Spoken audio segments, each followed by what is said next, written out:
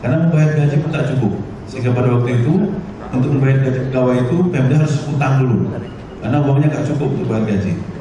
Kemudian setelah itu saya terpilih menjadi bupati pada bulan lagi menjadi 900 miliar dan sekarang sudah berada pada angka. Kalau hambatan itu yang pertama itu yang jelas infrastrukturnya itu belum seperti yang kita harapkan.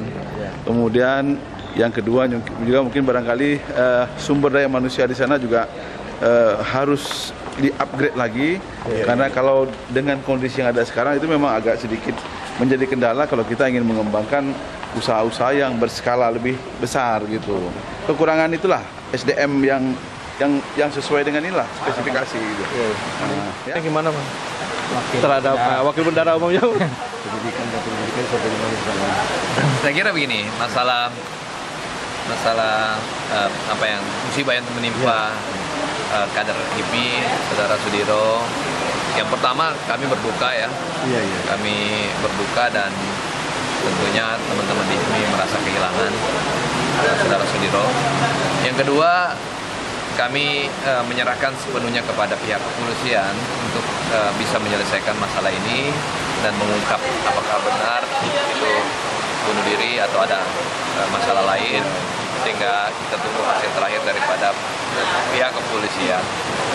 Yang kedua, yang berikutnya, saya kira bahwasanya HIPMI harus tegar menghadapi setiap masalah, dan HIPMI harus bisa menyelesaikan masalah itu dengan baik, dan kami tidak menganggap, tidak menginginkan ya adanya jalan pintas, ya.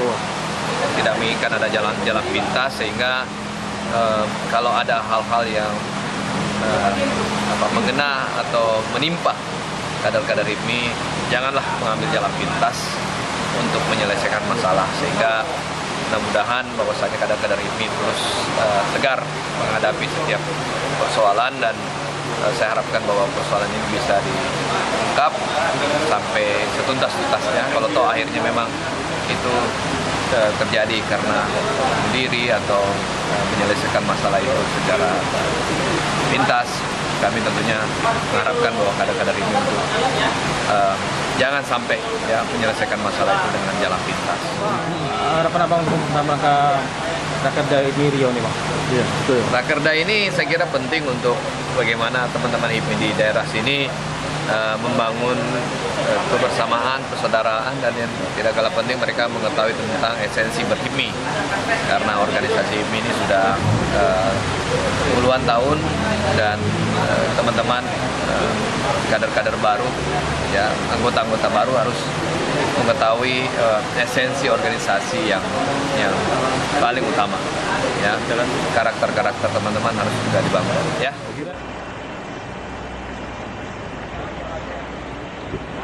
HIPMI Riau ke depan gimana harapan Bang dibandingkan dengan HIPMI yang di Makassar lah, gimana? Ya. Jadi begini, saya melihat dinamika organisasi HIPMI yang ada di Indonesia, bukan hanya di Kepulauan Riau, dari beberapa daerah di Indonesia, bahwa HIPMI itu memang salah satu organisasi kader pengusaha yang memang betul-betul eksis di bidangnya dalam rangka untuk mengakomodir teman-teman pengusaha. Di HIPMI kita belajar berorganisasi, kita belajar bagaimana cara kita melakukan cara-cara yang benar dalam hal berusaha. Di HIPMI kita juga diajar bagaimana cara menjadi pemimpin ke depannya. Karena di HIPMI adalah berkumpulnya semangat-semangat muda, jiwa-jiwa muda dari pengusaha yang ada di Indonesia.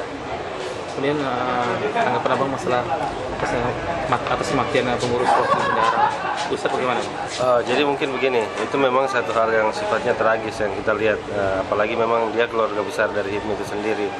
Dan kita berharap bahwa kedepannya mungkin teman-teman pengusaha yang ada di Indonesia atau di daerah manapun, harapan kita bahwa apabila ada masalah-masalah yang mungkin tidak bisa diselesaikan sendiri, mungkin dia bisa berbicara ke teman-teman HIPMI atau tingkat-tingkat atasnya, minimal ada komunikasi lah yang bisa kita jalin supaya kita bisa mengetahui solusi atau permasalahan-permasalahan apa yang dihadapi, mungkin permasalahan internal keluarga atau permasalahan di perusahaannya masing-masing. Tapi harapan kita mungkin ini menjadi yang terakhir lah, yang kejadian ini yang ada di keluarga besar HIPMI.